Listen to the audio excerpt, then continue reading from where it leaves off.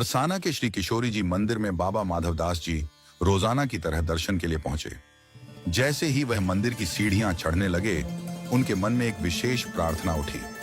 उन्होंने मन ही मन श्री किशोरी जी से प्रार्थना की, हे किशोरी जी, मुझे आज आपकी वह चुनरी प्रसाद के रूप में मिल जाए जो आप स्वयं ओढ़े हुए हैं। अगर ऐसा हो जाए तो मेरा जीवन धन्य हो जाएगा।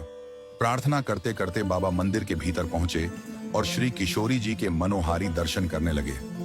वह भाव विभोर होकर उनके रूप और वैभव में खो गए। उसी समय अचानक मंदिर के पुजारी के मन में कुछ प्रेरणा हुई। उन्होंने श्री किशोरी जी की ओढ़ी हुई चुनरी उतारी और बाबा माधवदास जी के पास आकर बोले, बाबा, आज श्री किशोरी जी ने आपको यह प्रसाद रूप में भेंट दी है। यह देखकर बाबा के हर्ष का ठिकाना नहीं रहा। उनकी आंखें श्रद्धा और प्रेम से भर आईं। दर्शन के बाद बाबा प्रसन्न मन से मंदिर की सीढ़ियां उतरने लगे। वह चुन्नी को हृदय से लगाकर भाव विभोर होकर नृत्य करते हुए चल रहे थे। जैसे ही बाबा मुख्य सड़क पर पहुंचे, तभी एक 8 वर्ष का सांवला सलौना बालक अचानक उनके पास आया।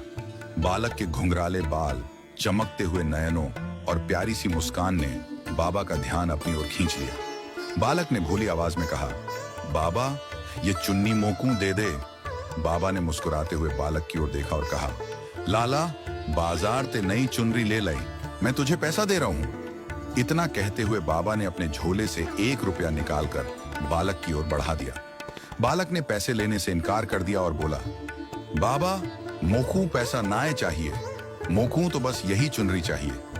बाबा ने हंसते हुए कहा, लाला, ई चुनरी तो श्री किशोरी जी की प्रसादी है, इस चुनरी को मैं नाए दूंगा। ऐसा कहकर बाबा ने उस चुनरी को और भी कसकर अपने हृदय से लगा लिया और आगे बढ़ने लगे। बाबा कुछ ही कदम चले थे कि पीछे से बालक ने तेजी से दौड़ लगाई और झपट्टा मारकर बाबा के कंधे से चुनरी खींच ली। इससे पहले कि बाबा कुछ समझ पाते, वह बालक बिजली की तेजी से भाग गया। बाबा चौंक गए और पीछे मुड़कर उसे पुकारने लगे, अरे अरे, सुन लाला, मेरी बात तो सुन ले। चुनरी के इस तरह चले जाने से बाबा बहुत उदास हो गए। उनके हृदय में पीड़ा थी कि श्री किशोरी जी की प्रसाद रूप में मिली हुई चुनरी उनसे छीन ली गई। भारी मन से बाबा वृंदावन लौट आए और वहीं श्री बिहारी जी के दर्शन के लिए शाम के समय मंदिर पहुंचे। जब बाबा ने श्री बिहारी जी के दर्शन किए तो उन्हें एक आश्चर्यजनक दृश्य दिखाई दिया। उन्होंने देखा कि श्री बिहारी जी मंद मंद मुस्कान के साथ खड़े हैं और उन्होंने वही चुनरी ओढ़ रखी है जो बरसाना में बाबा को प्रसाद के रूप में मिली थी और जिसे वह बालक छीन कर भाग गया था। यह दृश्य देखकर बाबा की आंखें भर आईं। उन्होंने समझ लिया कि वह डाक सांवला सलौना बालक और कोई नहीं, स्वयं श्री बिहारी जी ही थे। बाबा भाव विह्वल हो गए और उनके मुख से बरबस निकल पड़ा, अच्छा, तो वह ठग बालक आप ही थे।